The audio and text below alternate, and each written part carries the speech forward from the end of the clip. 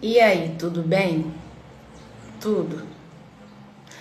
Uma mulher moradora de Sunem foi a responsável no seu tempo por dar essa resposta que foi tão contraditória acerca da sua realidade.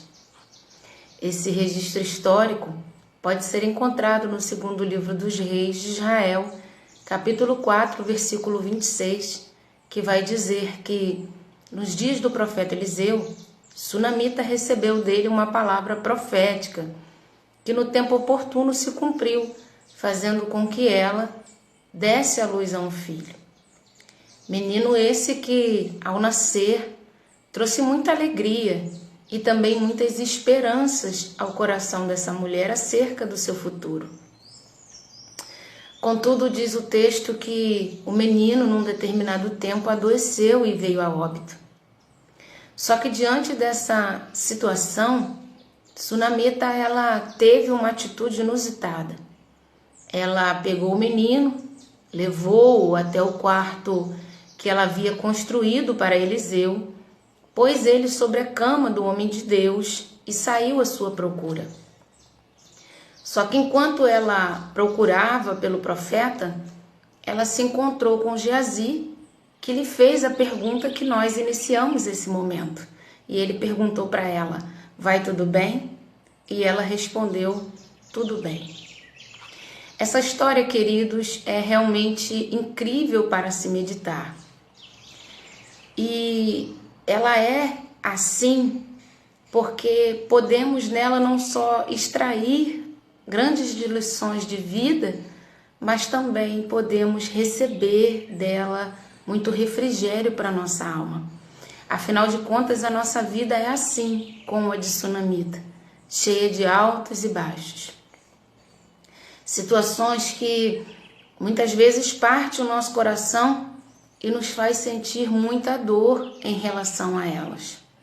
Dores que, se não forem tratadas, podem consumir a vida até o ponto de destruí-la. Problemas que não existe outro lugar e outra pessoa senão o altar e o Deus do altar que podem resolvê-las. Sunamita, diante do quadro onde a sua esperança, os seus sonhos haviam morrido junto com o seu menino, o seu único filho, ao invés de seguir o curso da lógica e enterrar o problema, ela resolveu então depositar tudo no altar e saiu para procurar o dono desse altar. E é aí, queridos, que chegamos ao grande mistério que nos é revelado pela palavra. Um altar para pôr uma vida e um Deus que responde uma vida lançada nesse altar. É isso que a cama e o profeta representam na narrativa do texto. Um altar e o seu dono. Um altar construído para atrair uma presença. A presença daquele que é socorro bem presente na hora da angústia para aqueles que o buscam. O altar de Sunamita foi uma cama. Talvez o seu seja a sua. Um tapete na sala, um quarto de oração como o meu, um momento de caminhada, enfim, um tempo em um lugar onde ali você deposita diariamente e incessantemente toda a sua vida na certeza de que o Senhor não só a examinará, mas agirá nela e por ela. A lição que a história de Sunamita nos ensina é que nós precisamos construir um altar dentro do nosso lar para atrair a presença de Deus para a nossa vida. O Deus Emanuel, que é aquele que não somente estará conosco nos dias maus, mas ele está e estará dentro de nós, hoje e para todo sempre. E quando eu digo altar, meus irmãos, eu não me refiro a algo físico, mas eu estou me referindo ao que é espiritual, ao altar que é espiritualmente erguido a Deus através da nossa vida de devoção e de orações a Ele. Sabe, queridos, De uma coisa eu estou bem certa nessa história. Alguém só age como Sunamita agiu, depositando os seus problemas, ou seja, toda a sua vida no altar, e não se detendo em prosseguir perseverando em buscar a presença de Deus.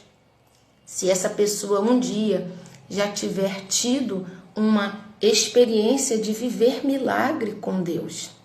Queridos, uma criança foi gerada num ventre idoso e provavelmente estéril.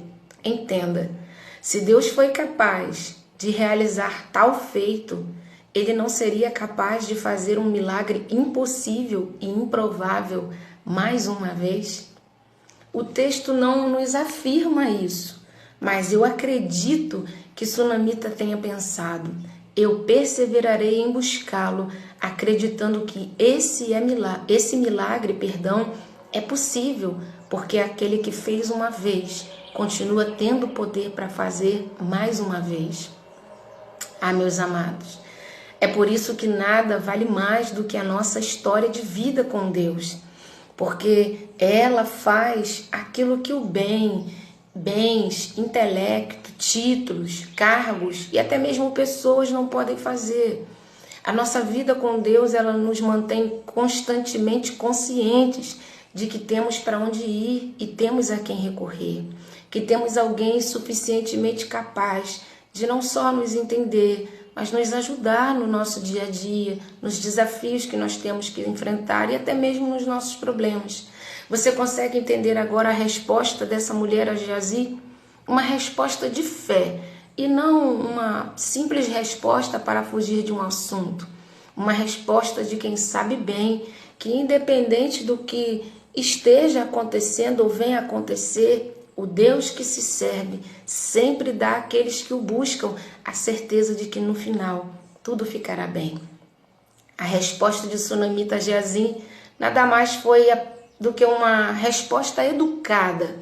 Ela praticamente disse para ele: homem, por mais abençoado que você seja, você não pode resolver o meu problema. Então para você tá tudo bem. Sunamita aí revela para ele quem ela havia se tornado em Deus, depois de viver tudo o que ela tinha vivido com Deus. Sunamita se tornou alguém que aprendeu a confiar em Deus, independente das suas circunstâncias. E eu pergunto para você nessa hora: quem você tem revelado ser diante das suas aflições?